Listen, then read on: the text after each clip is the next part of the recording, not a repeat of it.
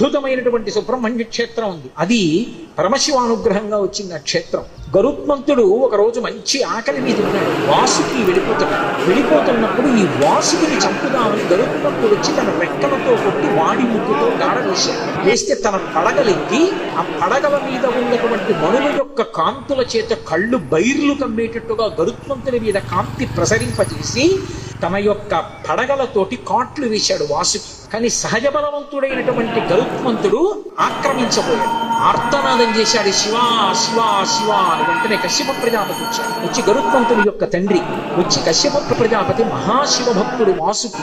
అటువంటి వాసుకిని జనకతులను శివా అని పిలుస్తున్నాడు. ప్రమాదం సంభవిస్తుంది, వెంటనే విడిచిపెట్టేసి వేరొక ప్రాంతాన్ని చెప్పాడు. ఆ ప్రాంతానికి వెళ్ళిపో, అక్కడ నీకు ఆహారం లభిస్తుంది, అక్కడికి వెళ్ళి తినమన్నాడు. ఆయన వెళ్ళిపోయాడు. వాసుకి వంక తిరిగి, నువ్వు ఇంతటి శివభక్తుడివి, నువ్వు దక్షిణాదికి వెళ్ళిపోయి అక్కడ